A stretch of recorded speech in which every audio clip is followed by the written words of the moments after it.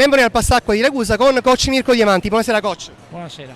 Test che avete vinto, diciamo, tra sabato e domenica, con che tipo di risposte? Diciamo che il fatto di aver vinto è la cosa più importante, anche se è un torneo, però è sempre, come ho già detto ieri, le vittorie sono sempre una medicina positiva, danno sempre gratificazione, autostima, sicurezza, per cui è importante averlo fatto. Diciamo che le due gare sono state un po' a strappi come ci aspettavamo, siamo indietro con la preparazione, nel senso che noi abbiamo fatto 2 allenamenti con le ragazze al completo. Quindi con 2 allenamenti è difficile pensare di poter avere sia autonomia sia anche un'organizzazione decente.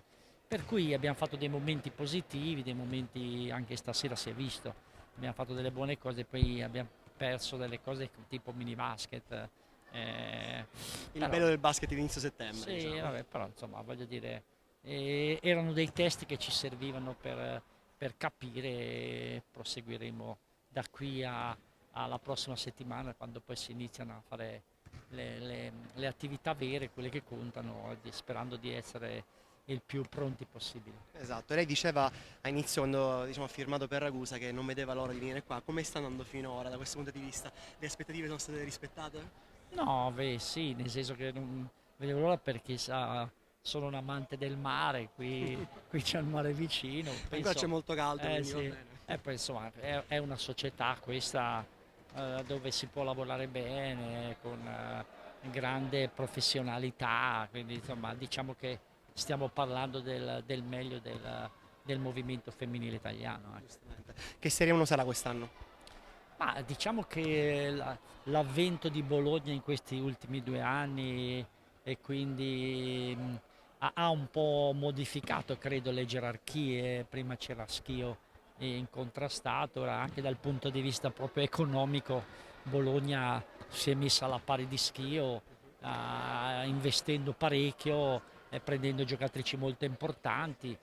Eh, Direi che mi sembrano le due squadre che dal punto di vista anche di budget siano soprattutto. Dopodiché mi sembra un miglioramento generale, penso che e spero che sia un bel campionato, credo che la femminile abbia bisogno di una vetrina buona e di avere competizioni equilibrate e belle. No? Ultima cosa, la squadra abbastanza rinnovata di Ragusa la sta plasmando un pochino secondo i suoi dettami tecnici. Cosa cambia rispetto alla Passalacqua di coach De Cupido? No, beh, ma è chiaro che c'è sempre una continuità, voglio dire, lui ha fatto, mi sembra, 3 anni, se non sbaglio, quindi è un cammino importante. Noi adesso abbiamo un po' cambiato alcune giocatrici, ma sono un po' gli eventi questi degli anni che passano. Direi che ha una mentalità di una squadra che vuol far bene e che cercheremo anche noi di proseguire in questo percorso. Perfetto, grazie mille coach e buon Prego, campionato. grazie. Grazie.